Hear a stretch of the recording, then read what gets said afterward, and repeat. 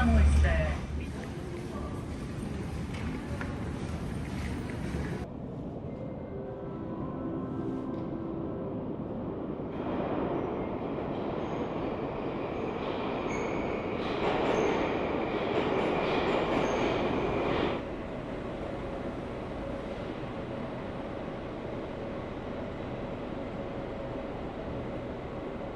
Станция метро Комсомольская, кольцевой линии, одна из самых впечатляющих для туристов. Ее роскошная архитектура – это настоящий образец сталинского стиля. Станция находится под площадью трех вокзалов – Ленинградский, Казанский, Ярославский. И прибывающие в Москву пассажиры сразу же попадают в ее величественные залы. Это своего рода, знаете, подземные ворота Москвы.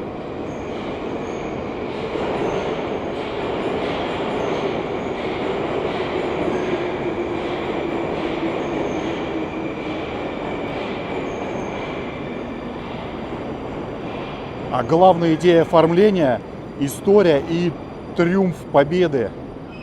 Ну и, соответственно, величие советского народа, советского государства. На огромных потолочных панно, каждое, кстати, панно – это 30 квадратных метров, изображены известные полководцы. Штурм Рейхстага, образ Родины Матери, ну и другие. В 1961 году, после осуждения культа личности и преступления Сталина, 3 мозаики были изменены. Например, мозаика с Ноябрьским парадом 1941 года была заменена на мозаику, изображающую выступление Ленина на Красной площади перед бойцами Красной армии.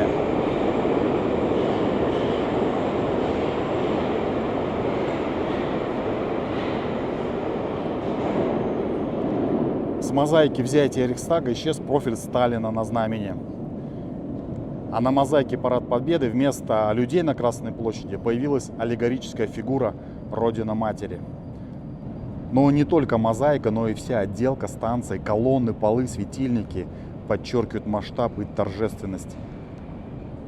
Комсомольская — это не просто станция, это, не побоюсь даже этого слова, это настоящий дворец. А станцию открыли в 1952 году, и она считается самой загруженной.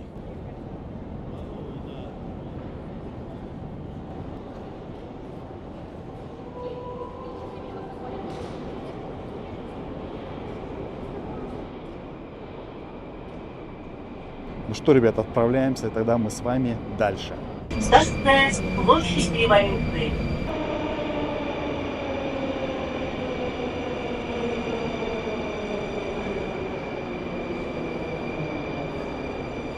Станция метро Площадь Революция была построена, открыта, вернее, в 1938 году в самом центре российской столицы. Кстати, вот этот наган, который натертый, неоднократно воровали. Вообще здесь слева и справа расположены фигуры. Всего было изначально запланировано 80 фигур, но впоследствии осталось только 76 из-за строительства вот тех гермоворот. По 4 фигуры с каждой стороны, одинаковые. Жители Москвы и гости столицы натирают эти флажки, как говорят, приносят удачу. Потом еще трут нос собаки, пограничника. Скульптур здесь очень много, наверное, одна из самых красивых станций метрополитена. Это все бронзовые фигуры.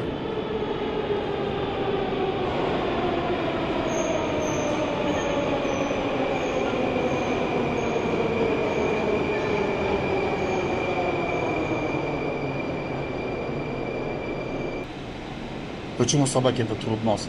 Потому что студенты считают, что перед экзаменами нужно потереть и принесет удачу.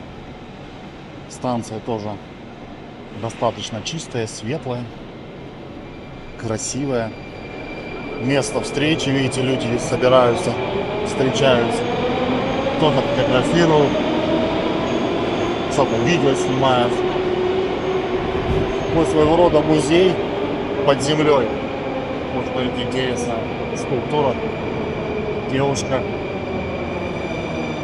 с курями, с птицей. Студент, ставящий книгу со студенткой. На той стороне, ребят, не показываю, потому что они идентичны все скульптуры. Это можно посмотреть их с одной стороны.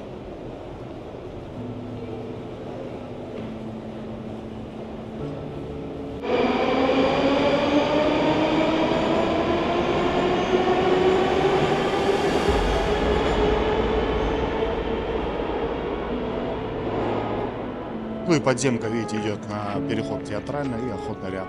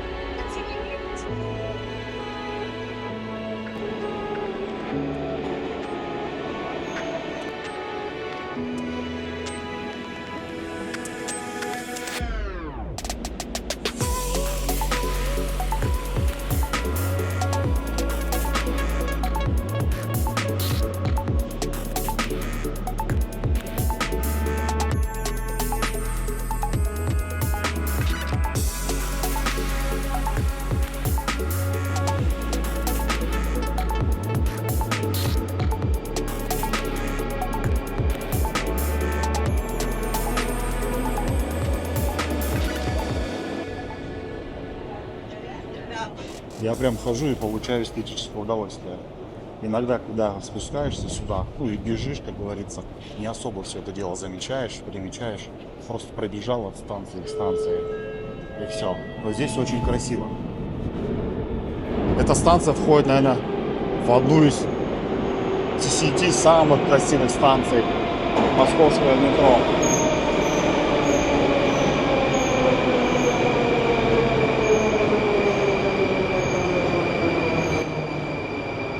Все, ребят, с площади Революции мы с вами отправляемся дальше. Осторожно, двери закрываются. Следующая станция Арбатская. Для вашей безопасности держитесь за поручни.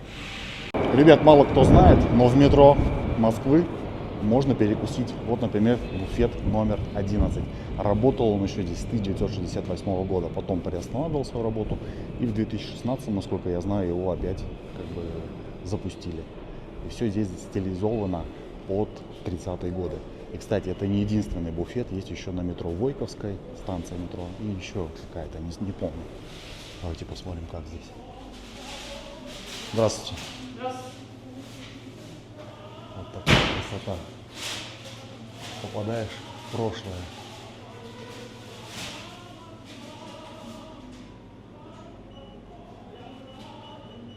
Давайте покажу вам, чем здесь кормят.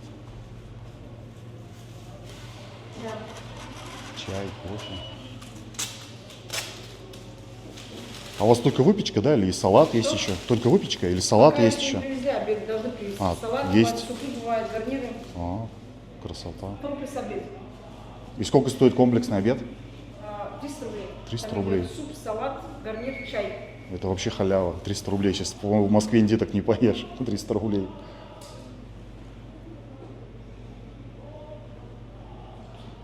А вы не знаете, я знаю, еще на Войковской есть такой же, да? Вот, и еще на какой-то станции, по-моему. На деловой станции, проспект Мира. А, на двух еще, на деловой центр. Нет, еще есть. Но А, я еще не есть? помню, где.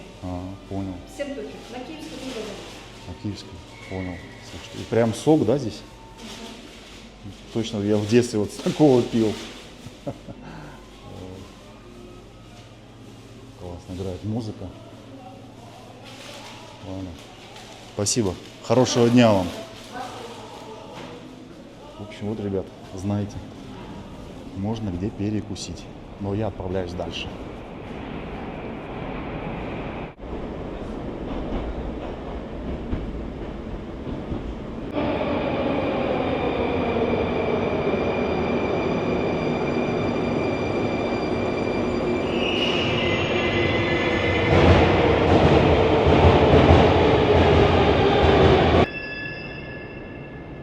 Ребят, станция метро Славянский бульвар открыта в 2008 году.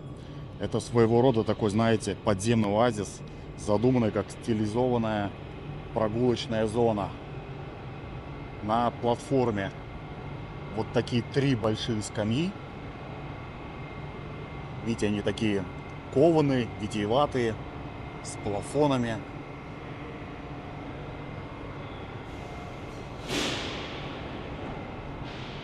И по факту станция задумывалась как подземный оазис, наверное. Место не только для того, чтобы приехать или уехать с этой станции, но еще и отдохнуть, полюбоваться этой красотой, посидеть на этих скамейках.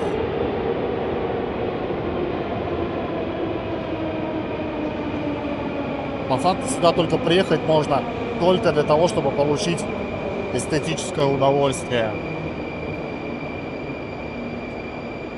В конце платформы такой своего рода балкон, где можно понаблюдать за пассажирами.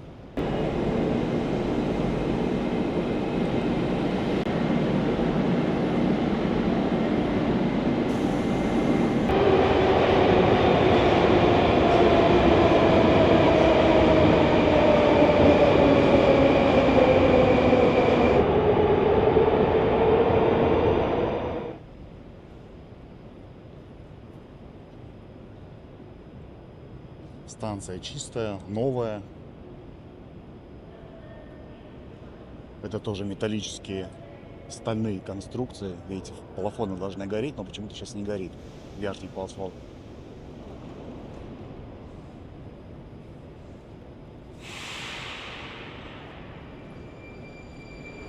Сегодня выходной день, но народу достаточно много. Вот это оригинально сделанные фонари.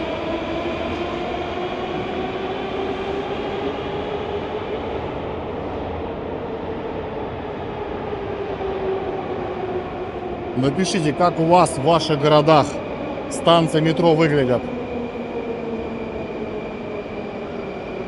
Видел неоднократно и считал, что в американском, в нью-йоркском метро крысы, грязь, мусор. Здесь же такого я не наблюдаю. Хотя в детстве, помню, много было легенд, что в метро водятся крысы там с собаку. Я таких не видел, конечно же. Вот, 3-я лавочка. И, в принципе, там уже у нас выход или вход, кому как удобно.